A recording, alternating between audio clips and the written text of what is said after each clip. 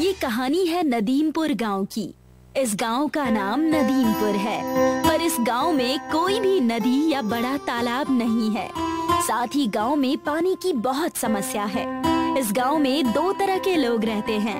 पहले हैं अमीर लोग और दूसरे हैं गरीब लोग। नदीमपुर गांव दो हिस्सों में बटा हुआ है। मंदिर के सामने अमीर लोगों की बस्ती है, जबकि मंदिर के पीछे की तरफ गरीब लोगों की झोपड़ियां हैं। पता नहीं यार, कौन इस गांव में सबसे पहले आया और इसने इन अमीर लोगों को मंदिर के सामने घर बनाने की जगह दे दी और हम लोगों को मंदिर के पीछे। बहुत बार मेरे दिमाग में भी ये ख्याल आता है कि आखिर इन अमीर लोगों ने ऐसा क्या किया है जो इनको सारी सुख सुविधाएं दी जाती हैं और हमें हर चीज के लिए तरसना पड़ता है। वही ना, तुम ही देख लो, हमारे गांव में पानी के 3 कुएं हैं, जिनमें से 2 बड़े कुएं अमीरों की बस्ती में है, जबकि एक छोटा कुआं हमारी झोपड़ियों में। पहली बात तो ये कि हमें सिर्फ एक कुआं दिया और वो भी छोटा सा, जबकि हमारी संख्या अमीर लोगों से कहीं ज्यादा है। हमारे साथ सरासर नाइंसाफी की है। ये सब हमारे पूर्वजों ने किया होगा। हमारे पूर्वजों ने कुछ बुरे काम किए होंगे और उसका फल हमें भुगतना पड़ रहा है। पता नहीं यार, भगवान जाने क्या हुआ होगा। हमें उससे क्या लेना देना। इन बेकार की बातों से तो हमारी समस्या नहीं सुलझने वाली। सही कहा भाई तुमने, हम भी क्यों फालतू में इन बेकार की बातों में उलझे हुए हैं। गांव में पानी की समस्या बढ़ती जा रही है। जिस दिन से तेज धूप पड़नी शुरू हुई है, उस दिन से कुएं का पानी कम होता जा रहा है। अच्छा, तो इसी वजह से अब कुएं पर कपड़े धोने से मना किया गया है। हाँ, इसीलिए कपड़े धोने के लिए मना किया गया है। अरे भाई, यहाँ पानी पीने के लिए नहीं है, कपड़े धोकर क्या करेंगे। चलो, घर वाले हमारी राह देख रहे होंगे। राम और श्याम अपना मटका लेकर कुएं की तरफ बढ़ते हैं। वे दोनों कुएं के पास पहुंचते हैं। राम बाल्टी कुएं में डालता है और ऊपर खींचता है। वो देखता है कि बाल्टी में तो कुछ पानी भी नहीं आया।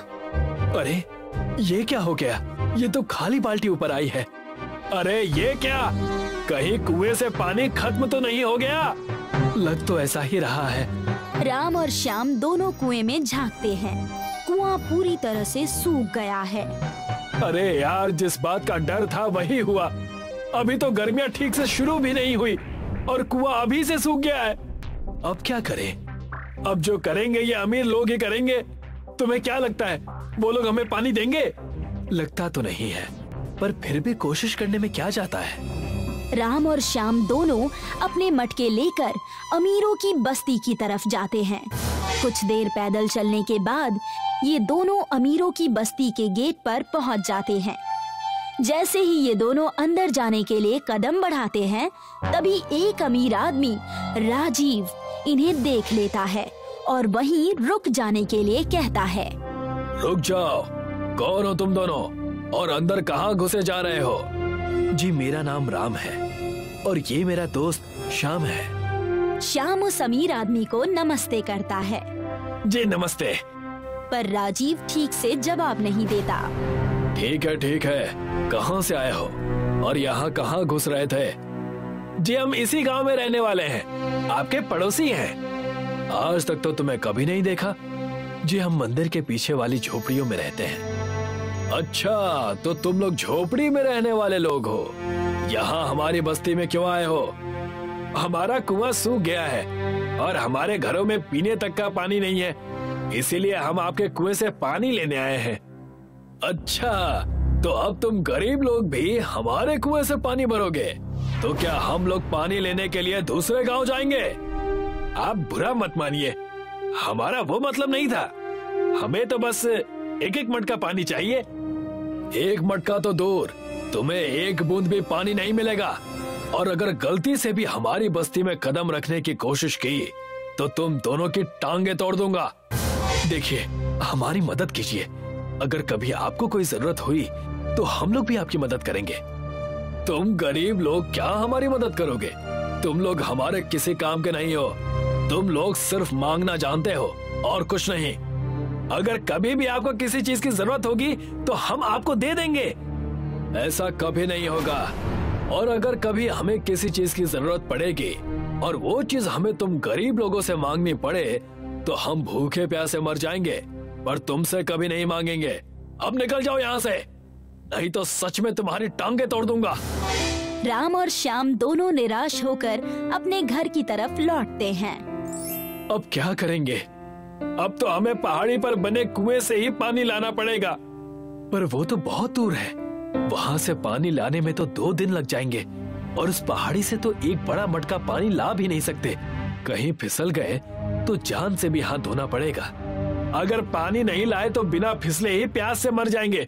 चलो कोशिश करके देखते हैं। राम और श्याम दोनों पहाड़ी की तरफ चल पड़ते हैं। 2 दिन की पैदल यात्रा करने के बाद दोनों आखिरकार पहाड़ी की चोटी पर पहुंच जाते हैं, जहां एक बड़ा कुआं है। अरे ये कुआं तो पानी से पूरा भरा हुआ है। मन तो करता है कि ये कुआं ही उठाकर अपने गांव में ले चलूं। इन दोनों की बातें सुनकर कुआं उनसे पूछता है, क्यों? इतने पानी का क्या करोगे बच्चे? हमारे गांव का कुआं सूख गया है और पानी की बहुत बड़ी समस्या हो गई है। हम लोग यहाँ से सिर्फ 1-1 मटका ही पानी ले जा सकते हैं, क्योंकि पहाड़ी पर ढलान और फिसलन है, वहाँ से गिरने का भी डर है। कुआं इन दोनों की तरफ देखता है। 2 दिन की पैदल यात्रा करके दोनों बहुत थके हुए दिख रहे हैं। कुएं को इन दोनों पर तरस आता है। तुम्हें परेशान होने की जरूरत नहीं है बच्चे। अब तुम्हें पानी लेने के लिए यहाँ नहीं आना पड़ेगा। मैं खुद चलकर तुम्हारे गांव में आऊंगा और सबको पानी दूंगा। कुएं की बात सुनकर राम और श्याम दोनों खुश हो जाते हैं। अब कुआं राम और श्याम के साथ इनके गांव की तरफ चल पड़ता है। आगे राम और श्याम चल रहे हैं और कुआं इनके पीछे पीछे आ रहा है। 2 दिन की यात्रा करने के बाद राम और श्याम कुएं के साथ अपने गांव में गरीबों की बस्ती में पहुंच जाते हैं। पानी से भरा हुआ कुआं देखकर सभी लोग बहुत खुश हो जाते हैं। अब ये कुआं सभी गरीबों के घर में पैदल जा जाकर उनको पानी देता है, जिससे अब सभी गरीब लोग अच्छे से कपड़े धोते हैं, नहाते हैं, खाना बनाते हैं। धीरे धीरे गर्मी बढ़ती है और नदीमपुर गांव में अमीरों की बस्ती के दोनों कुएं सूख जाते हैं। आसपास कहीं भी दूर दूर तक पानी नहीं है, इसलिए अमीर लोग गरीबों की बस्ती में आने के लिए निकल पड़ते हैं। राजीव अपने दोनों हाथों में बाल्टी लेकर गरीबों की झोपड़ी की तरफ आ रहा है। राजीव को आता देख श्याम उसे रोक देता है। कहाँ जा रहे हो तुम? गर्मी की वजह से हमारे दोनों कुएं सूख गए हैं। घर में एक बूंद भी पानी नहीं है। क्या तुम मुझे 2 बाल्टी पानी दे सकते हो? बिल्कुल भी नहीं, चले जाओ यहाँ से। हम पर दया करो भाई, अगर इस बुरे वक्त में आप लोग हमारा साथ नहीं देंगे तो हम लोग तो प्यास से मर जाएंगे। तो मर जाओ ना, रोका किसने है? भूल गए जब हमारा कुआं सूख गया था और तुमने तो हमें अपनी बस्ती में आने भी नहीं दिया था। मुझ पर दया करो भाई, मुझे माफ कर दो, मुझसे बहुत बड़ी गलती हो गई। चले जाओ यहाँ से, नहीं तो तुम्हारी टांगे तोड़ दूंगा। ऐसे मत बोलो भाई, आखिरकार ये हमारे गांव के ही हैं, हमें इनकी मदद करनी चाहिए। तुम्हें तो पता ही है इन लोगों ने हमारे साथ क्या किया था। हाँ मुझे सब पता है, पर अगर बुरे वक्त में हम इनकी मदद नहीं करेंगे तो हम में और इनमें क्या फर्क रह जाएगा। राम राजीव को और बाकी अमीर लोगों को अंदर अपनी झोपड़ियों में लाता है और उनके बर्तन भर कर देता है। अब श्याम भी राजीव और बाकी अमीर लोगों को माफ कर देता है और राम और श्याम दोनों के कहने पर पैदल चलने वाला कुआं सब अमीरों के घर पर जाकर उन्हें भी पानी देता है।